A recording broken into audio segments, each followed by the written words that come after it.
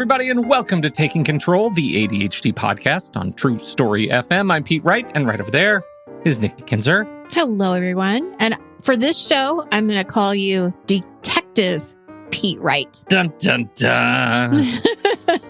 Among the greats, Hercule Poirot. Agatha Christie. Detective Pikachu. Yeah. There you go. I'm up there with the greats. Hey, we are talking about breaking down an ADHD challenge today. It's going to be great. It's kind of a new way of thinking about it. We talk a lot about processes, breaking down projects, but how do you break down the actual ADHD challenge itself? And it will involve Underpants Gnomes. I'm very excited about this. Before we do that, head over to TakeControlADHD.com, get to know us a little bit better. You can listen to the show right there on the website or subscribe to the mailing list, and we'll send you an email each time a new episode is released. Connect with us on Twitter or Facebook at TakeControlADHD. And if the show has ever touched you, if it's ever helped you make a change for your life, for the better, if you found you understand your relationship with ADHD in a new way, please consider supporting the show directly through Patreon at patreon.com/theADHD podcast. Patreon is listener-supported podcasting. With a few dollars a month, you can help guarantee we continue to grow the show, add new features, invest more heavily in this community.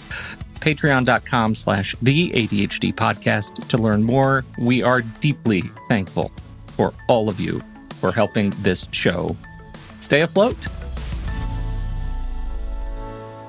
So we have a few bits of business. The first one is you were a guest on the Change Paradox podcast. I was. And it just went live last week as we record this on Friday. And you were great. Oh, thank you. Yeah, it was so fun. It was so fun. I was interviewed by Dr. Dodge. Dr. Dodge. And this is his new show. And a lot of you had asked when he was a guest on our show, had asked, when he starts his podcast, would you please let us know? Well, this is us letting you know. He has started his podcast. Nikki was on it. And you can find the link in the show notes. It's over at truestory.fm/the change paradox. And it was a great episode. And I love the idea of just change and changing your life and behavior around that which does not change, right? Your ADHD is a thing that exists. So how do you change around it? And so that's the ADHD paradox. And it was a really neat conversation. I was glad to be able to listen to it, though I did not participate, which was weird. You did not. It was weird. It was weird to talk about you because there were a couple of times where I'd be like, my co-host Pete Wright, and like Pete is there, he's just not talking. He's in the background, like doing his tech stuff. But it was a little strange not having you there. Super fun and super glad and grateful that you were able to do that. So that's the first bit of business. And the second is I got to tell you about my dog. Uh-oh. Can I do this on Thanksgiving? We did a presentation a long time ago about how do you resolve an ADHD spiral? Do you remember that? Yes. And I think the last thing was like when your dog runs away, it gets in the mud or something like that. Yes. Yeah. And so it's Thanksgiving. We're all kind of relaxing in the evening. And we've been, the wildlife on a clear night is getting active. And so this is very new to us in suburbia. We've only had the dog for a couple of years. And so, at night, they're all the animals are out. We've seen raccoons and everything. And so, we got for this in the house, we got a sauna, like a hot box sauna, like where you zip up in it and you set the temperature and your little head sticks out. And I was doing the sauna one night and you sit in there at 150 degrees. It's ridiculous, but you sit in there and you just sweat. Like that's the whole thing. You just sweat. Right. 150 degrees for an hour. So I'm in the middle of this and I hear downstairs a commotion. And then I hear little feet running fast, and it's our dog, and then silence, and then a smell comes over the house, and I think, oh my God, am I on fire right now in the hot box? I think I'm on fire. Something is on fire. The smell is so bad. Is my hair on fire? I don't know what's going on. And chaos ensues. And I turn around and hear my wife downstairs saying, oh my God, I think Gambit got sprayed by a skunk. Oh. Has this ever happened to you with your animals? Yes, it has. This was totally terrible. New. It is terrible. It is terrible. So terrible. And so he went and lodged himself under my side of the bed. He got sprayed full in the face was dripping the stuff throughout our house. He went on just careening through the house with the skunk. So right now, today, it has become the fixating element that distracts me always. I turn right and I smell the whiff of skunk. We've tried everything, and everything that we've read is you do all the treatments, you do everything in the vinegar and all of the stuff. Right. And then you wait like 2 months because that's what it's going to take to get rid of every last trace. But I am noticing just how sensitive I am to smell. Yes. Because it is, we're moving furniture, we're doing the cleaning it was just horrific, and that has become a staple in distracting feature. But just being in my house is a fight right now, not to be in there. The worst. Yeah, just to be in there. Oh my gosh, that was it. The dog is awful. Fine. We don't have anything that's super threatening. We don't have dingoes, coyotes, bears in our yard. Like we don't do that.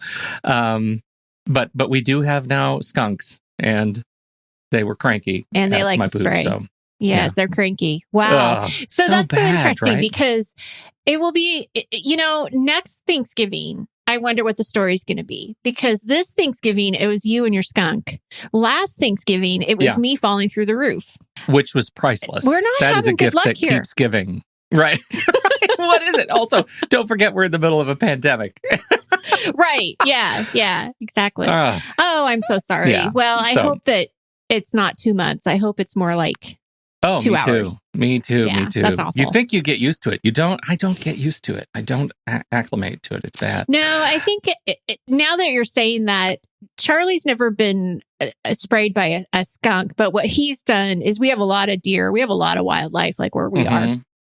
And he'll get into the poop, like the deer's poop or whatever the poop is, and he'll lay on it, and so it's all over him. That's awful. And then he comes in, and it's disgusting. But it's not an ongoing thing like the skunk spray. So I'm sorry. That sucks. Oh, can I say that? Yes. Sucks is not one of the words. Okay.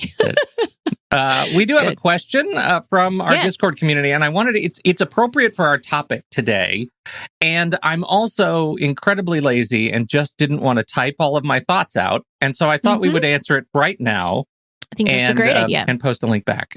This one comes from our Discord community, and it is, if memory serves, several of you in the Discord world have said that you have become entrepreneurs or gone independent in recent years, including you at Pete. I'm considering it again now, but but as always, I'm struggling with anxieties about structure, organization, etc. How did you guys deal with that? What do you think? Well, my first response is you get help. Like, you don't do it all on your own. It's hard. I think having some sort of support is really useful. I would say for me, finding the right time was everything because I had tried to do this a number of times before. And I tried to do it while I was still working, you try to kind of ease out of one and into another. And I'm sure I've told this story before. I couldn't do it. I just, nobody would answer really the phone. Hard to do that. Yeah. And because your focus is just not, and when you already struggle with focus, like having to split that limited focus with a day job and, efforts to do your own thing at night are really hard. So it wasn't until I finally just said, I quit. I'm done with the day job and I'm going to do this full time. The structure, I did what I think everybody recommends at first, which is to just pretend you have a day job and set the hours and the alerts and the alarms and the breaks for lunch and do all of those things until you figure out what your own sort of mode is, right? Yes, because there are people who just, want to sleep late and take advantage of that. But then you got to figure out where the work happens. Right. And so, pretending, just manufacturing a a structure around when you are available and, most importantly, when you are not, I think is incredibly important. So if you're going to end the day at 5, then really end the day. Leave the laptop in another room, like end the day. I think having a space that is yours. If you don't have an office, pick a corner. Have something that you can set aside as the space that is dedicated to work. Separate phone line is useful if you have a heavy phone presence, right? You want to set up a Zoom phone account so you have a phone number that rings to you so that you can turn that off at the end of the day, right? And be protective of that. So those kinds of things, setting up a separate email address, separate phone, separate space, like all of that serves to create the invisible barriers that you no longer have by going to an office every day. Right. And I think a lot of people make that decision. Like there's a break point where you say, okay, now I'm making enough and I have enough sort of structure that I need an office and I need more support, and you get to make that call. I have chosen not to make that call, and the people that I work with are all completely distributed. They're not in the same state. We don't want a physical presence, but at some point you'll be able to make that call yourself, and I think that's that's another thing that's worth considering. So I don't know. I'm spitballing here, but. Well, and I think one of the things that really helped me was you, Pete, because you were, you started with me at the very beginning, right? Yeah, when I was an organizer. So you helped with the website. I mean, you were right there from the beginning. And there were so many things that you knew that I couldn't possibly know about the technology. And there were a lot of things that you offered and recommended that helped with the organization. I think when we first started working together, you had introduced me to OmniFocus. I worked with that for a while. You then showed me things. I mean, and all of this has evolved, right? But just these little, like even Mind Node and OmniGraffle, I think is what it's called. All of these things that can kind of help you organize your tasks and your projects was a lifesaver, because I didn't know about those things, and I wouldn't have known about those things if I didn't have you to say, hey, check this out. This might help you, So I think it's important to look at that, even if you're not tech savvy, because I wasn't, and I was still able to figure out how to use those systems in a very simple way, and kept track of things. So I would definitely also add to that. I think as a parallel point, if you are tech savvy, recognize that you're going to need to figure out when to stop.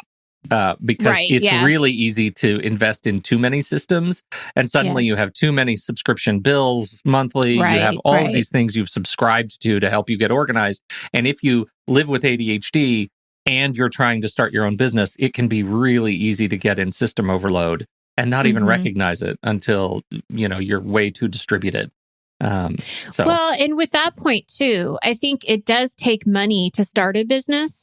And so even though this might be like what you and I do is so much online, and, we don't have to have customers coming into our stores, right? But you do have to understand that it is a business, whatever business you choose. If it's a service or whatever, it is a business, and it is going to cost money. And like you said, be really aware of what systems are going to help you and upgrade them. If something's going to really help you, don't be afraid to do the premium, because you're going to get so much more than just doing the basics. And so that's something else I would consider. Yeah, I the same thing goes with, like, if you're investing in technology, right? Investing in hardware, phones, tablets, computers. If it's for your business, make sure it's bulletproof. Don't get the cheapest because you think you're a startup, right? Invest. Right. That's do it right. So I guess that's it. Without more specific questions, if you have more specific questions, dear listener, please post them back in the Discord. We'll post this link. And thank you for asking the question. I think it's a great one. It's a good one to revisit especially as we come up toward the end of the year, and we look at reflections and frankly look at investing in some things for tax year here in the U.S. Like, it's almost a new year. Is it time to buy a new computer? Let's see what we can invest in ourselves. So that's where we are. So, okay. And that actually leads us, I think, really well into our topic for today, breaking down an ADHD challenge. Set us up. Okay. Well, it is time for you, Detective Pete Wright, to put on your investigator hat. And what's that eyeglass thing? The magnifying glass. Magnifying glass. Yeah. Yes. I was like a monocle, but no, that's like, I'm not an industrialist. No. You are going to, be looking really close at things to try to solve the case. Right. So I love this because it really is about being a detective. So we talk a lot about breaking projects down into smaller pieces. This is something that we talk about on the show, blog posts, in conversations with clients. It's obviously a big thing. When we do this breaking down journey, it's making things easier for us to get started, to tackle. It's less overwhelming. But what we don't always talk about is breaking down specific ADHD challenges. And the reason I brought this up today is that I had a Facebook question. We had posted a video from Jessica McCabe of How to ADD. Mm-hmm. And the question underneath is, well, what about when you get stuck? It was the video was about motivation. And then the question was, what if you get stuck? And that's a really kind of a big question, right? Because what exactly are you stuck on? We don't know. So one of the things that we want to do when we're breaking down ADHD challenges is we have to kind of recognize, when are we doing that black and white thinking? When I say I'm stuck, what does that mean? Mm-hmm. I can't get organized. What does that mean? I can't follow through on what? Exactly, right? I'm not motivated. So when comments are like this are made, we are just thinking way too broad. And so what we need to do is really zero in on what's really happening.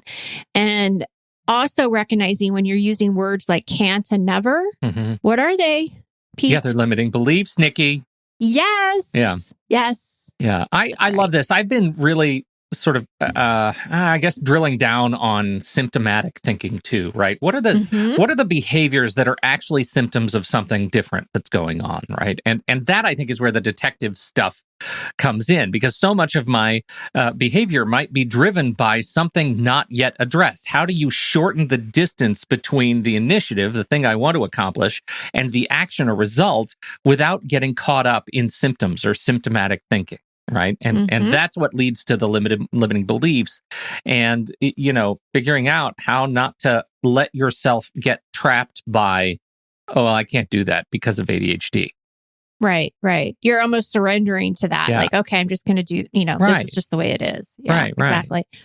Well, and as a coach, I always ask a lot of questions. And so now it's your turn, Detective Pete Wright, and all the listeners out there, to ask ask these questions to yourself to kind of solve your own case. Like, what is really going on here, and how can I do something about it and not, get rid of the can't.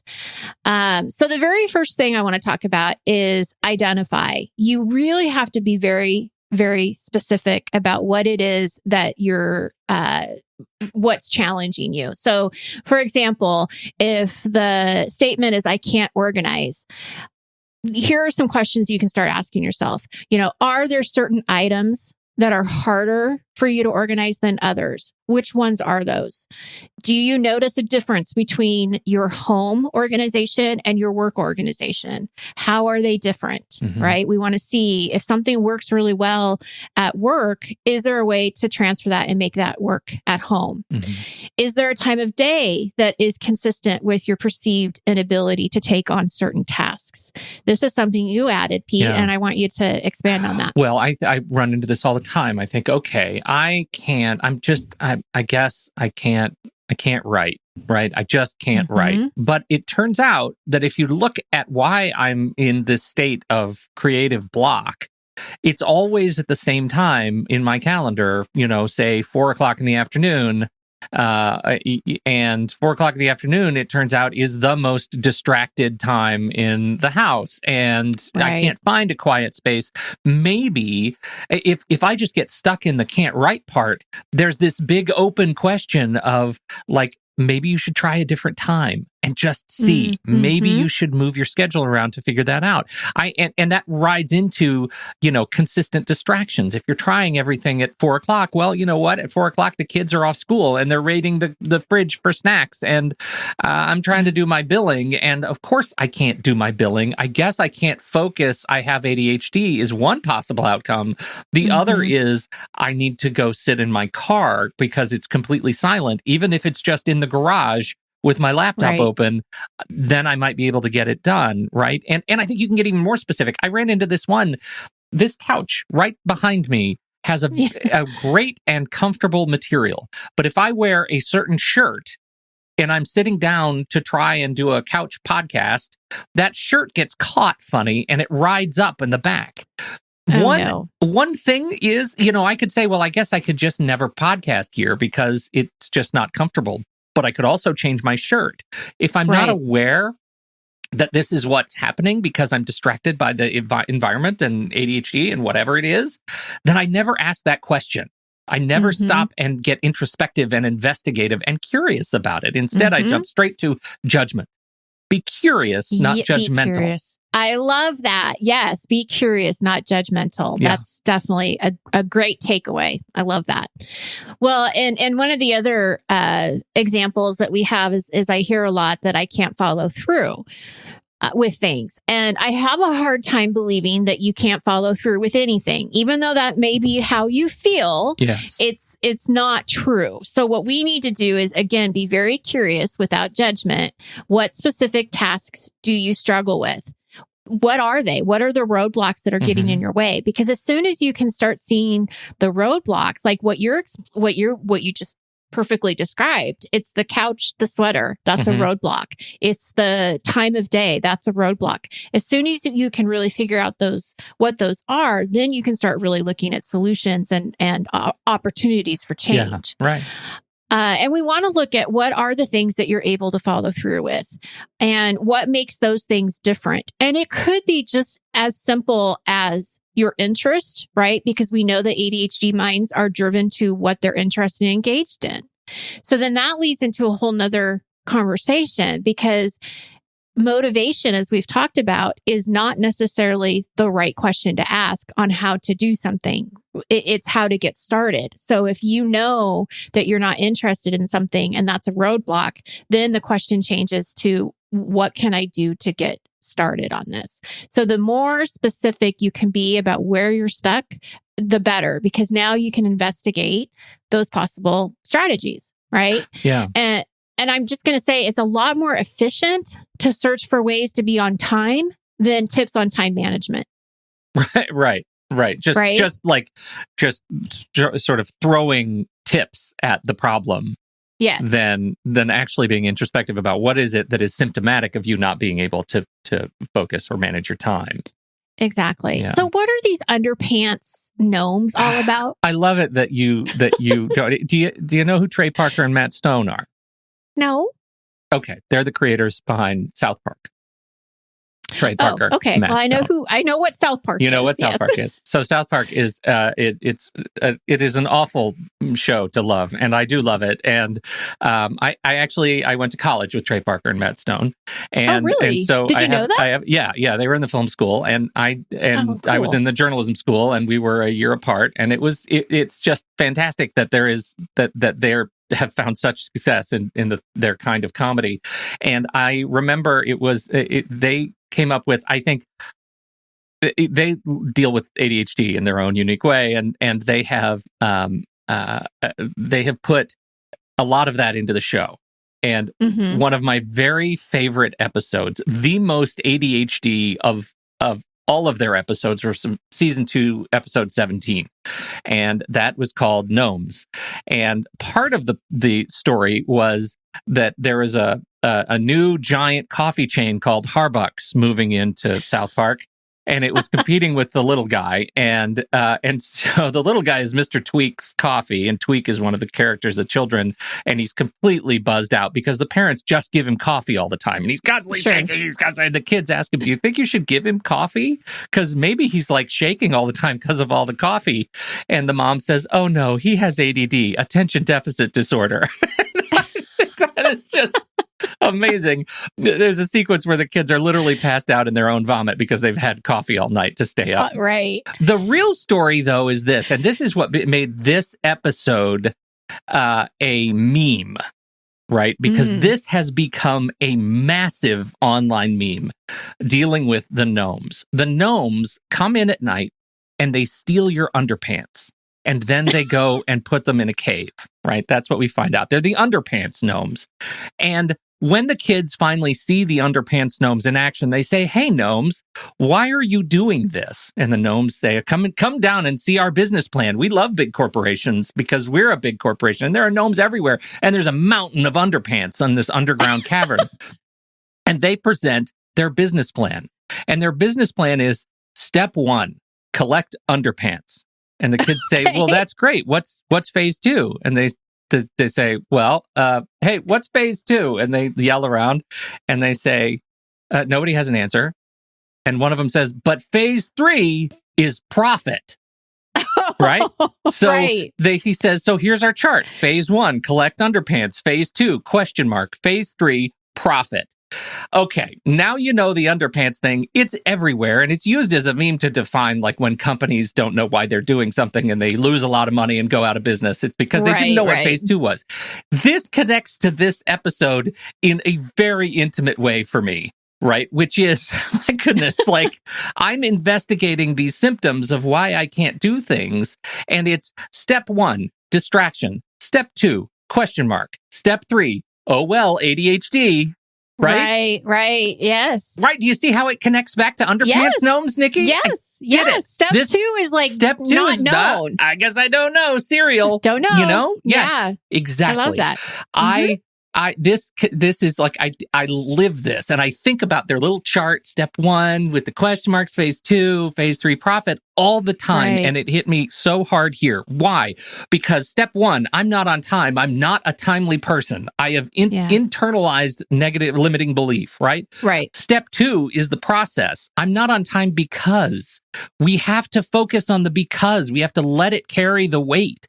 Why am I not on time? What is it? Is it because I lose my keys? I don't have a bowl by the door with my keys and wallet in it? Maybe I should try that, because step 3 is the new state. I'm now on time thanks to these accommodations. Right. I have done X, Y, and Z to solve the question mark in phase 2. I love this. Figure out the phase 2 question mark and you solve this problem. Absolutely. Oh, that's great. Thank you for bringing that to the show. Underpants Gnomes.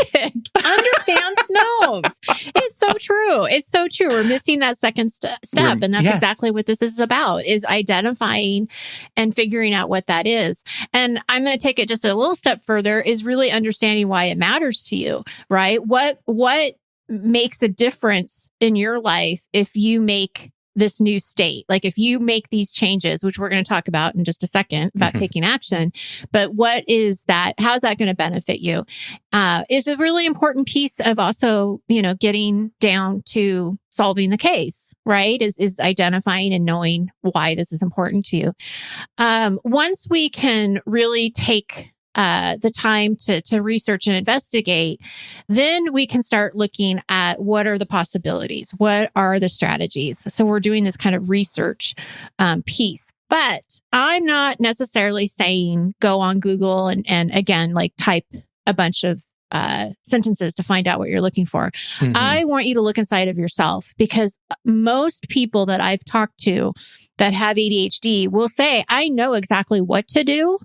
I'm just not sure how to do it, or I'm having a hard time getting started in doing it. And so we have to be careful of that black and white thinking that you don't really know, because you probably do. You probably do know some ideas and some tips that have resonated with you. So think about what have you tried before, because most likely you've tried something. What worked? What didn't work? When it worked, what was different? Was it a different time of day? Were you wearing a different sweater, right? I mean, we can tie all of this back into what we were talking about earlier. But also ask your community, ask other ADHDers what helps them, what works for you. And, our Patreon is an excellent opportunity for you to do that. People want to help others. They want to share their ideas. And that could save you a lot of time because you're actually, talking to somebody that has experienced the exact same thing and can share with what's working for them. Absolutely. We want to try one strategy. We don't want to try 10, right? You might get 10 tips on how to leave the house on time, but we want to try one strategy. We want to start small. I'm always an advocate of starting small. Practice. And like you said, be curious about it. No judgment on the outcome. Don't be tied to the outcome. All you're doing at this point is practicing. But we do want to pay attention for the week that you're practicing. So have reminders, I'm not a huge fan of trackers, but sometimes it can really help because if you're trying to track your time or you're trying to track your distractions, those things really do help. You have to know what's getting in your way. So definitely be paying attention and you're investigating a case. That's how I would look at it, is you're really trying to get all the information that you can. Evaluate at the end of the week, once you've tried this strategy, how did it go? What worked, what didn't? And one of the biggest things I would say to our listeners is have a place where you save your strategies that work so that the next time this comes about, you can actually go back to this place and look at the strategies that worked before for your future cases, right? We're going to wrap back this around to being an investigator. It's too easy to forget. So we want to somehow track the things that work for you, whether that's in a journal, a bullet journal, a file, a computer.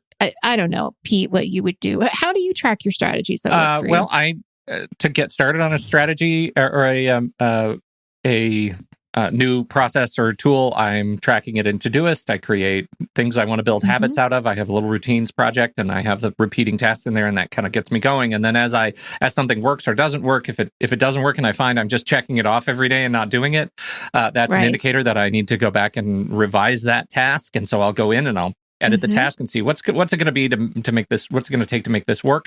I will, and I track at the end of the day. I have a little pop-up in my day one app, the journal app, pops up in the corner of my screen at 4:00 every day, and I use that to just talk about how the day went. What did I accomplish? What did I ship? What is it that I am trying to create for myself as that guide to future success.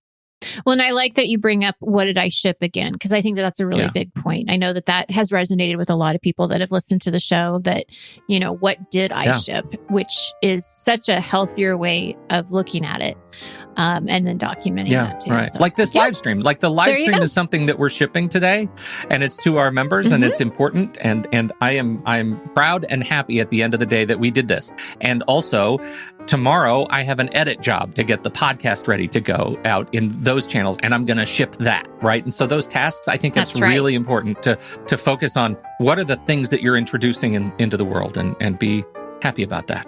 There you go. This is great. Nice job. Well, thank you. Thank you. We appreciate you downloading and listening to the show. Thank you for your time and attention. Don't forget, if you have something to contribute to the conversation, head over to the Show Talk channel in our Discord server and join us right there by becoming a supporting member at the deluxe level. On behalf of Nikki Kinzer, I'm Pete Wright, and we'll see you right back here next week on Taking Control, the ADHD podcast.